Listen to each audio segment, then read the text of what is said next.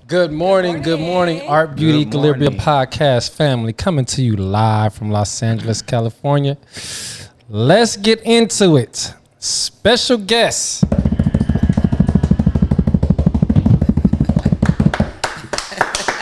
Yes. She getting the cheers before I even say her name. Exactly. Miss Mod Arnold, known as one of the leading ladies in Cover a Girl Dance Spirit Magazine tap issue. Mod Arnold is a member of the female tap band Syncopated Ladies. They are phenomenal. Trust me, I've seen a few of their shows. Yes. Widely known virally for her videos that accumulated over, look at this, 100 million views, y'all. Wow. 100 million views. We got a heavy hitter here today. Yes. The most successful being that had a tribute to Prince and a cover for Beyonce's Formation, which Beyonce shared on all her social media and then hired the Syncopated Ladies to perform at her Ivy Park activewear clothing line launch at Topshop in London. Mod also performed live with Syncopated Ladies on ABC's Good Morning America, The Ellen Show with Pharrell Williams and Nerd, and sold out concerts in Los Angeles, Dubai, New York City, Washington, D.C., receiving rave reviews in New York Times and more. And she also performed on stage with Mariah Carey. Stop playing. She don't know why she didn't put that in her bio. Look, I know. We still got more, y'all. So Mod has quickly become sought after as a teacher, judge, and performer worldwide, mentor and trained by Debbie Allen. Mod has taught at Debbie Allen Dance Academy in Los Angeles for quite some time now. Further teaching in the USA, Mod has taught tap dancing and Afropunk in Dubai, Brazil, Japan, Spain, Haiti, United Kingdom, Mexico, Canada, Croatia, Ukraine, and Russia. God damn. Woo!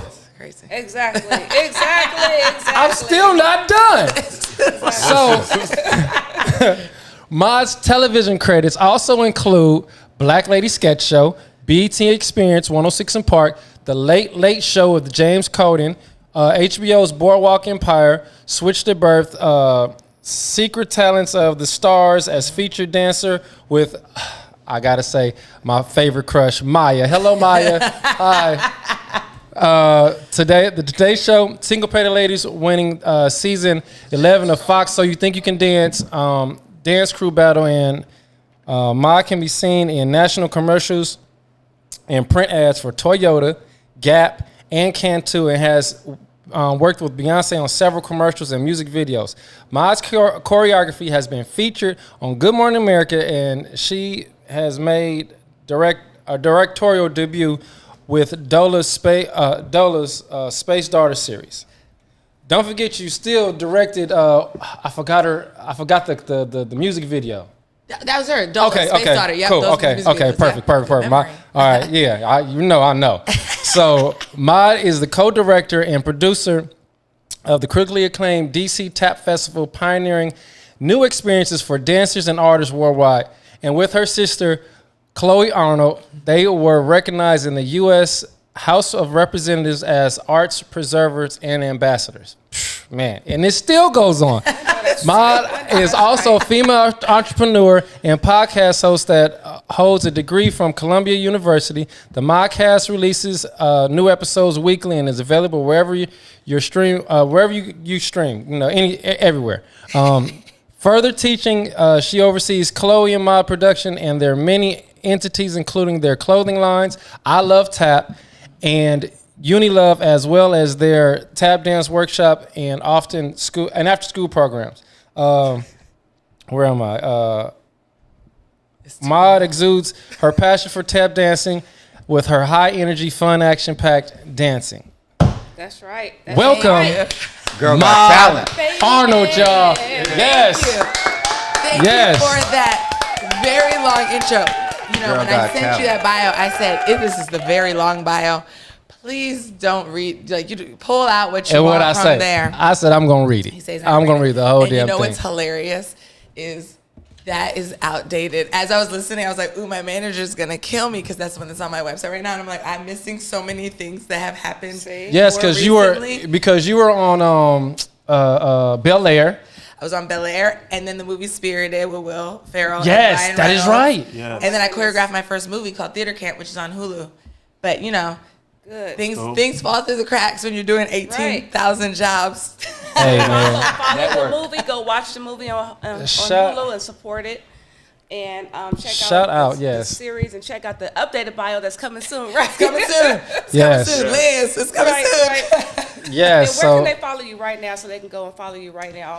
Thank you. You guys can follow me on Instagram. I'm maudiepooh, like Winnie the Pooh, but I'm Maud. And the funny thing is, when I started my Instagram, I thought it was just something for friends because this was so long ago, and my family calls me maudiepooh. And I was like, oh, that's what I'll do. And now it's a full business. And I was gonna change it. I was like, I should just be at Mod Arnold. I remember it was 2006, and I was like, I'm just gonna be Mod Arnold. And then I was shooting Boardwalk Empire. This is why I'm still Maudipooh. And Jeffrey Wright was in the episode we were shooting, and he came up to me. We were shooting for like a week, and he said, Maudipooh. And I was like, huh? And he said, I saw you on the internet. And I was like, should I change the name? Like, it's kind of unprofessional. And he was like, no, it's great. He was like, it embodies your personality. So now I'm Maudipooh, and all my students call me Miss Maudipooh. And so I'm Maudipooh on Instagram. Right, exactly. Nice. Exactly. Maudipooh. I want to talk about the foundational, how you started. But just as a teacher and just a mentor yourself now, right, to many people and students, and just starting the DC Fest for TAP. You got there, I'm going all over the place, but I'm going to bring it on home. The U.S. House of Representatives did honor you because they are looking at you and saying, you know what, we're seeing you as a trailblazer, but also because what you're doing for the culture and art, you're bringing it back, you're bringing representation to the culture of art and tap and dance. I just want to touch on that a little bit and tell us how right now, as a mentor, what motivates you and what you're going to keep on and continuing to be a trailblazer in this industry. Thank you very much. I am honored to be a mentor. I've been mentored by so many incredible people, men and women. The Barbershop holds a very special place in my heart that I know we'll touch on a little later. But I know that my success is 100% thanks to the people that mentored me along the way. And so I know that I can always pass it along. Even before I had any real success, I knew that I could always pass along self-confidence and self-awareness and self-love and community, and the idea of building community amongst young people and giving young people the tools to empower themselves. You know, I'm a dancer, of course, so dance is my language, but the thing is that it can translate to anybody. You know, like my best friends who I grew up dancing with are pediatricians now. One's an engineer, one advises presidents on their energy plans in Africa. We all tap danced together growing up. So right now what keeps me motivated really is young people, especially right now because the world is feeling a little dark. And we can, find that we're losing hope, particularly, after the election results last week. But then, like yesterday, I pulled up to my house, and we have a dance studio at our house that we allow the community and the kids from our foundation use. And I pulled up to the house, and a 5-year-old and a 6-year-old literally ran up to the car like, Maudie, and they're giving me hugs like, where have you been? We've been waiting for you. Are you going to dance with me? And And you're like, this is why we keep fighting, and this is why we stay positive for these young people whose lights don't dim unless we allow them to. Absolutely. That's beautiful. That's dope. Absolutely. That is dope. I would like to rewind a little bit. What would you say got you in love with dancing and got you started, and how did that lead you to work with Debbie Allen? I know, Debbie Allen is crazy. So my mom is from France, and my dad is from Chicago. And my mom grew up very like free-spirited, artsy, fartsy, and my dad is a jazz connoisseur. He's like obsessed with jazz music. And so they put us in dance, like the normal kind of like strip mall dance studio, because I have a sister, she's 6 years older. And so we always dance together, but we were at this studio, and my mom is white. And this studio, my sister and I were like one of like 3-4 black kids there. And my mom, I don't even think you know this, when I was very little and Chloe was probably like 9, my mom was like, the studio owner is racist. Wow. You're always in the back. She doesn't give you challenging steps. You ask for solos and you try to do these things, and this teacher is just like always kind of like putting you down. So my mom moved us. She went to the Washington Post, throwback to newspapers, and found this small black dance studio. Her name was Toni Lambre, R.I.P. She changed our lives. The studio was half the size of the shop. It was one room. And in that room, all of this magic happened, where not only were we learning how to dance, but we were creating lifelong friendships. We were learning how to love ourselves. I mean, she taught us everything from a dance step to hygiene. Like this goes beyond the dance floor, to how do you deal with boys? How are you dating? And how are you treating your fellow sisters? How are you respecting your parents at home? And so I didn't only fall in love with like the physical act of dancing. I fell in love with the space where dance was happening, because next to the tap studio there was an African dance studio, then there was a black-owned ballet studio, and then there was a black-owned aerobics studio, and it was like this whole floor of arts and dancing and culture, and it felt like such a safe space. And in DC at the time, it was the murder capital of the United States. And so we lived in the hood, and our mom worked several jobs. So Chloe and I together took the bus and the train to get to dance together. And that's also what formed our bond so tight. Like Chloe and I own several properties together. We run all these businesses together. And it's because of dance that we were able to form such a tight bond, because we were together all the time. Right. And we had that safe space at the dance studio. Yes. I love it. Thank you for sharing that. Nice. Thank you for sharing. Yes, that story. yes. Great. And then Debbie. Debbie Allen. How do you get to Debbie Allen? So the way we get to Debbie Allen, first of all, Debbie Allen is magic. That woman is, Love she Debbie Allen. sent me, and I wanted to, I meant to text it to you, but I want to share with you guys before the end of the podcast. She sent us the most beautiful message regarding the results of the election. But alas, Debbie Allen, being the greatest human being she is, used to be the resident and artist at the Kennedy Center. The Kennedy Center is the only federally funded arts building in the United States. And if you're ever in DC, go to the Kennedy Center. It's like the most beautiful thing ever. And she used to come and do these plays for kids, and had open auditions in DC, so anybody could come audition. And it would be like 1,000 to 1,500 kids lined up through the Kennedy Center down the street to audition for her to be one of like 50 to 60 kids in her plays. And so that's how we met her. The first time I auditioned, I got cut. I wasn't good enough. It's okay. Chloe got cut too. We were not good enough. She said Chloe got cut we too. We both got cut. And that's surprising, because the talent that you guys have, I wouldn't believe it. But go ahead. we were. But Jordan got cut too. Listen, So the greatest hey, of all time. yeah. The thing is that Arguably. everybody who's great got cut, and then what made them great was either they quit or they went back and worked harder. Right. And we There went you back go. and we trained like it was nobody's business, and then came back. Chloe ended up booking the show, and then because she was a little older, she booked this show called Brothers of the Night. It's such a good show. During that show, because Debbie writes the show, she wrote the show, directed it, starred in it, wrote the songs with James Ingram. James Ingram was the other star of the show with Debbie Allen, and it was kids. Like the legendariness of all of this is Yes, just, it's and we're just That's like little kids. crazy. Like, hi, Mr. Ingram, R.I.P. also, who Yes. was so near and dear and became a mentor. And then years later, she came back and did the same play, and I auditioned and I booked the play as well. And then I got to also be her understudy. Good. But through that whole time, and this is before social media, before cell phones, we became really good friends with her children. So shout out to Vivian and Thump, who are still near and dear to my heart and like family to me. And we stayed in touch with them, so we would see each other over summer times. And whenever she came to DC, they would call us on our landlines.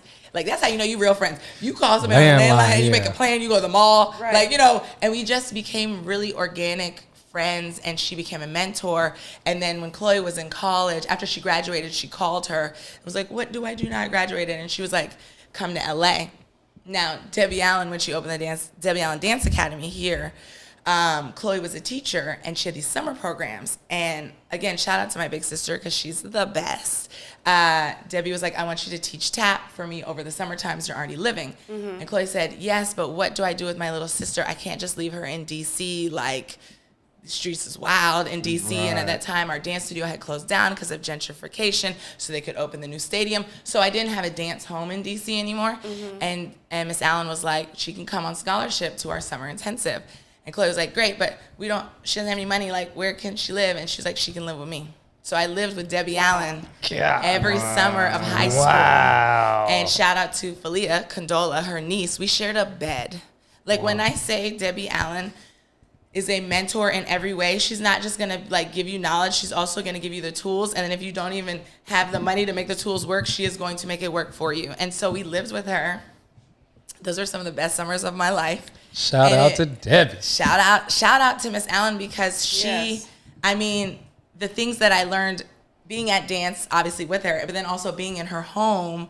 And shout out to Norm Nixon, to Mr. Nixon, who took me in like took me in like a child as well, because he opened up his home too. I mean, they're a married couple, and he had 50 11 kids running around, eating food, And so that was, let me see, I've known Miss Allen now for 28 years. Wow. Yeah. Awesome. Woo! That is beautiful. That is beautiful. That is beautiful. I love it. I want to talk about, you said that you got cut, right?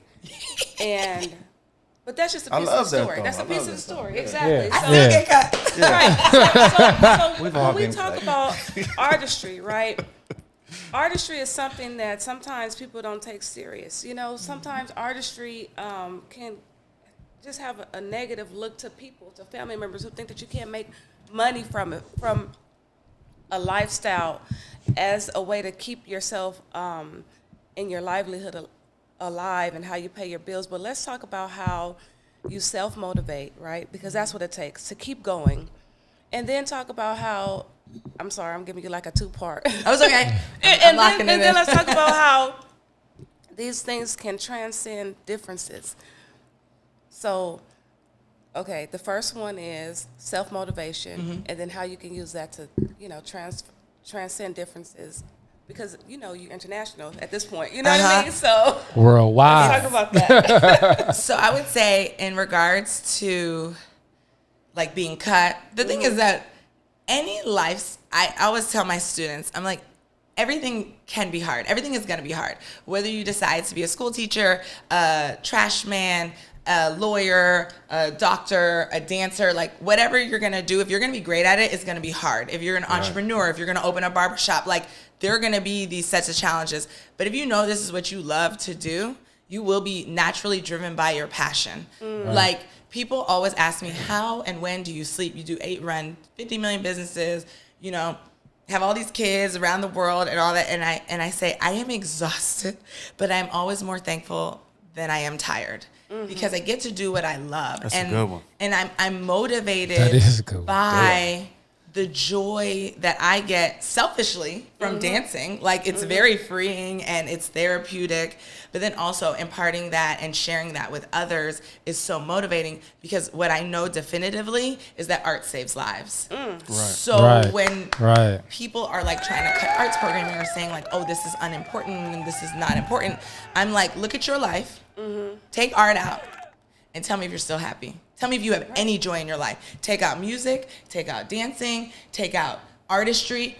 Being a barber, that's art. Right. You know, like anything that's, take out the color in your life, take out the design, take out the design of your iPhone. All of this is art. This is all created by artists. And I think that people forget, especially because we're in like a very tech-driven world. Right. But without the art, when that person is coding, guarantee you they're listening to music. Right. You know what I'm saying? You're absolutely right. So I think that's what motivates me, and that's also one of the reasons my sister and I both went to Columbia University, which is an Ivy League, because I hate to say it, but it really does help legitimize us as Black businesswomen. When people see like that on our resume, they're like, wow, you went to Columbia?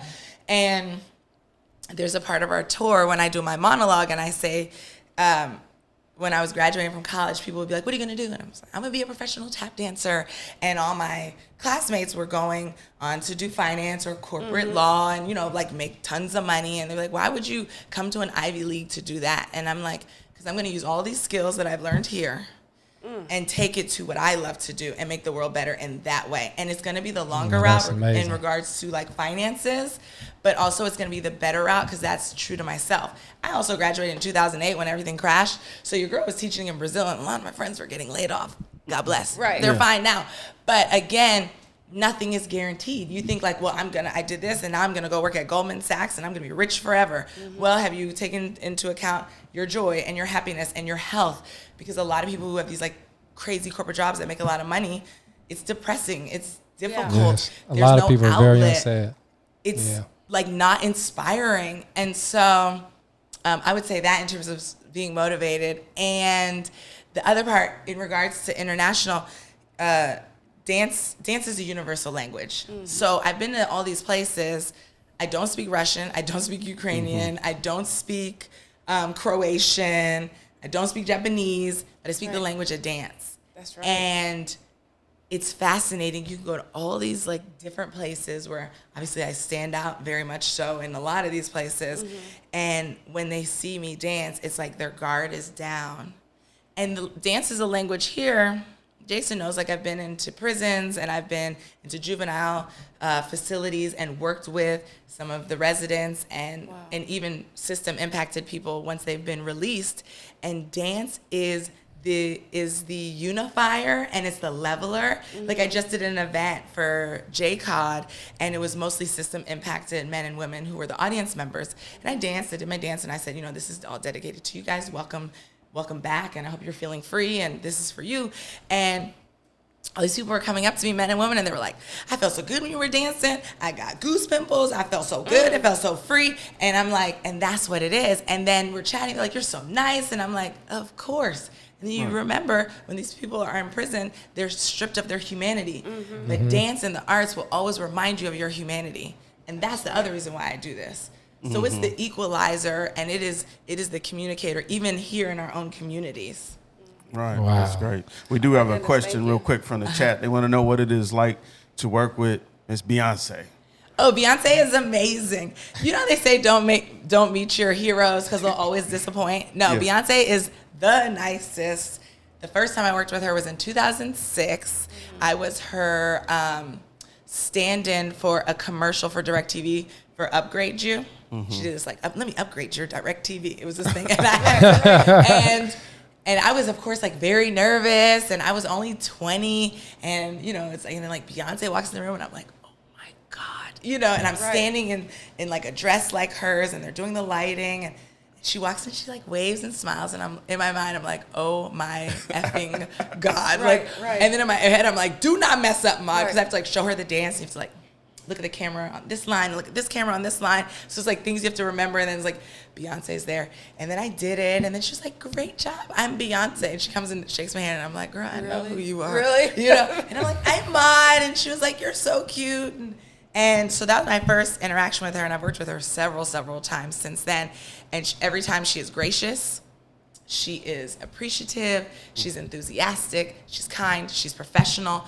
I've watched her, I've worked on several music videos with her. She thanks the production assistant, like the lowest person on the totem pole at the end. She's like, thank you all so much for your hard work today. She's always so complimentary. She makes you feel good about yourself. You know, she's always like, yeah, you look so beautiful, Maud. How's Chloe? Like, she knows Chloe. And I'm like, and every time it happens, I'm like, how does this woman remember? You know, she's Beyonce. And you know, it's really thanks to her generosity of her sharing her platform of how we got so well recognized around the world. And so she is awesome. And, you know, my sister and I always say legendary people have legendary behavior. And if you look at our greats, like Denzel Washington or Debbie Allen or Felicia Rashad, they're amazing, kind, down-to-earth, grounded people. These are not like our fleeting stars that have like one-hit wonders that talk about nothing, you know, or who are unkind to their dancers or not nice to their crew and their staff. So she's awesome. She's a hardworking lady. She's a boss. So love Beyonce. All right, question. Let's go back. You know, this is how we all connect and everything. I mean, you know, we've been knowing each other forever, but Forever. but one of the stories that you share with me is attaches to the barbershop. So can you please share? Yes. So my parents got divorced when I was 7 years old, and we moved into a one-bedroom apartment. 4 of us into a one-bedroom apartment. My mom slept on the couch, and we legally actually weren't even supposed to be in that building because DC has all these rules about rooms or whatever. But my brother slept on an enclosed porch, and we have no money. My mom worked as an assistant teacher and a waitress at night. And my sister got a job at the junkyard across the street. And I was 8, and I was like, I want to get a job. At this point, I was like, I want to get a job. I'm 8. Wow. And my mom was like, what kind of job are you going to get? I was like, I want to work at the barbershop. There was a barbershop around the corner from our house called Hang Time Barbershop. And my mom was like, okay. And I was like, I'm going to go in and ask for a job. She was like, okay. My mom is very much not discouraging of these outlandish dreams and ideas. She's like, okay, you just have to walk with Chloe because it's dangerous, because there were drug dealers. And funny enough, it's not the drug dealers who are the dangerous people. But anyways, I digress. So anyways, I walk around the corner because they always protected me. So Chloe walks me in, and I'm like, hello, my name is Maud. I was a very small child. I'm like, hello, my name is Maud. I just moved here, and I was wondering, may I please have a job? May I please sweep hair? May I please do something?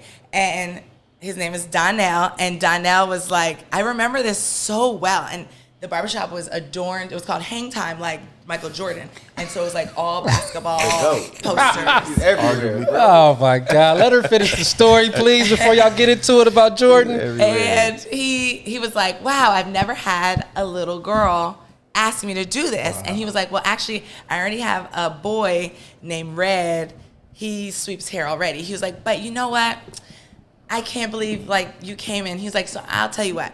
You can empty all of the trashes, like the individual trashes at each station, and I'll pay you $7 a day. And he is so sweet. He was like, but don't go in the alley, because that's like where the big trash can was. He was like, you just put it in a trash and leave it by the door, and I'll take it out. He's like, but you can come between 7 and 7:30 every day, and you can organize the magazines.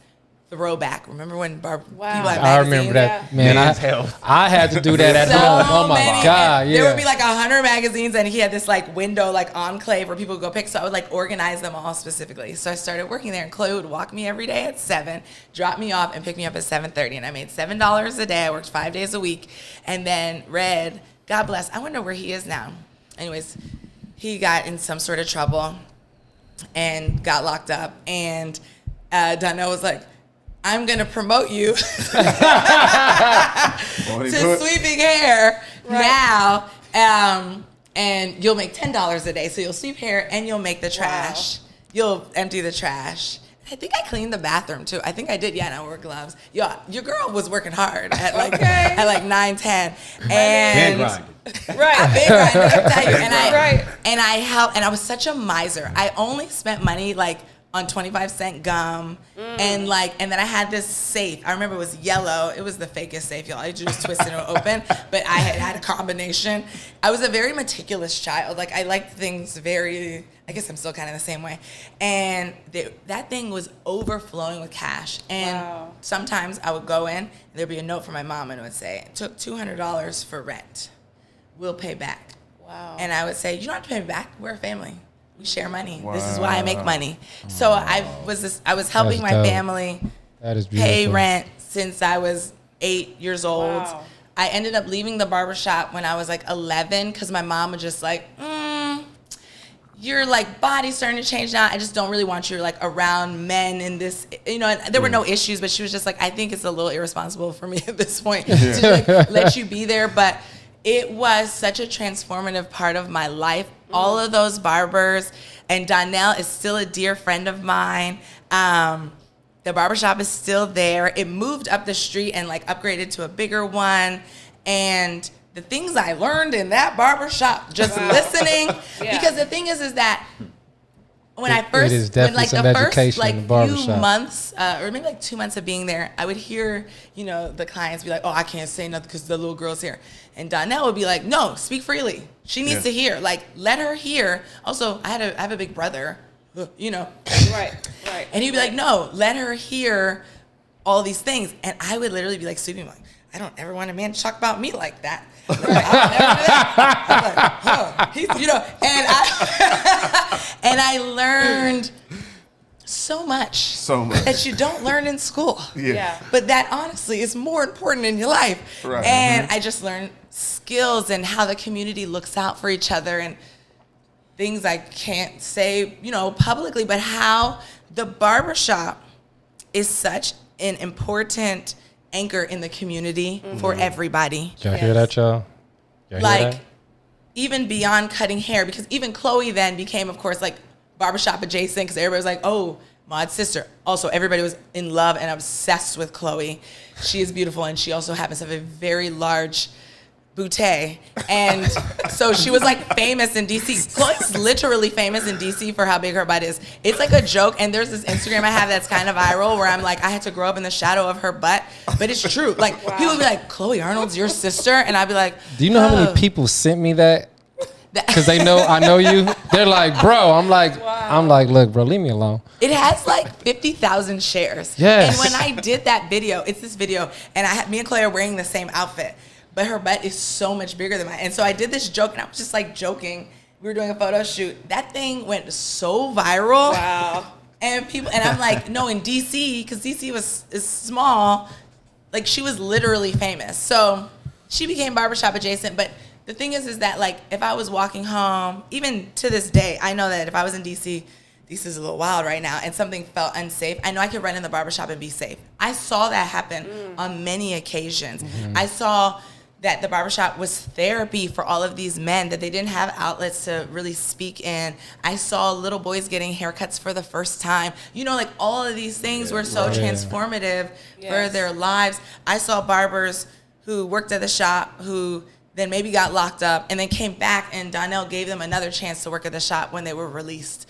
And, That's dope. you know, I saw how business worked, how rent worked, and I'm just so thankful because it was such a pivotal part of my life. And thanks to Donnell, my family, we didn't get evicted. And because before my parents got divorced, we were getting evicted when my parents were together. And so, you know, he saved our lives in many ways and didn't even know it was just being like a kind human being. Wow. That's dope. Handing out opportunities. Such That's a story, dope. exactly. Such a story. That's All right. amazing. So we are we about a couple minutes over time. Is Oh, there anything sorry. you want to know? No, we are enjoying this interview. So thank you so much.